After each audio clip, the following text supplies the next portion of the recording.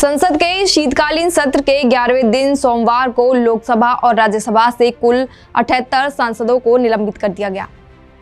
इन निलंबित सांसदों में कांग्रेस नेता अधीर रंजन चौधरी, तृणमूल कांग्रेस के सौगत राय, डीएमके टीआर बालू, दयानिधि मारन समेत लोकसभा के कुल 33 सांसद हैं। वहीं राज्यसभा से जयराम रमेश, प्रमोद तिवारी, केसी वेणुगोपाल, इमरान प्रतापगढ़ी, रणदीप सिंह सुरजेवाला, मोहम्मद नदीमुल हक समेत 45 सांसद शामिल हैं। जिन सांसदों को निलंबित किया गया है वो 13 दिसंबर को संसद में हुई सुरक्षा के चूक के मामले पर दोनों सदनों में हंगामे के बीच केंद्रीय गृह मंत्री अमित शाह के बयान की मांग कर रहे थे। 2001 के संसद हमले की बरसी के दिन यानी बीती 13 दिसंबर को दो शख्स ने लोकसभा के अंदर और बाहर प्रदर्शन किया था। 14 दिसंबर को लोकसभा से 13 सांसद निलंबित किए गए। इनमें कांग्रेस के 9, सीपीआई के 2, डीएमके और सीपीआई के एक सांसद शामिल थे। इनके अलावा राज्यसभा सांसद डेरेक ओब्रियन को भी 14 दिसंबर को सस्पेंड किया गया था। शीतकालीन सत्र से अब तक कुल मिलाकर 92 सांसदों को सस्पेंड किया जा चुका है।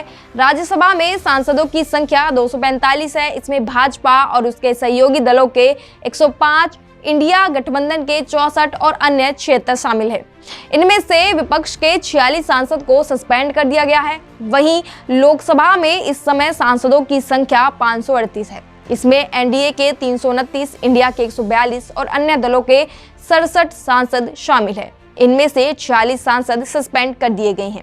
वरिष्ठ पत्रकार और राजनीतिक विश्लेषक के विक्रम राव के मुताबिक संसद से एक दिन में बड़ी संख्या में सदस्यों का निलंबन पहली बार हुआ है। लोकसभा स्पीकर ओम बिरला ने कार्यवाही शुरू होते ही 15 मिनट की स्पीच दी। कहा कि घटना पर राजनीतिक होना दुर्भाग्यपूर्ण है।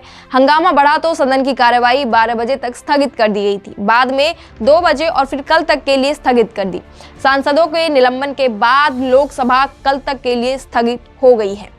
क्या कहते हैं संसद के नियम जिसके तहत स्पीकर सांसदों पर कार्यवाही की जाती है?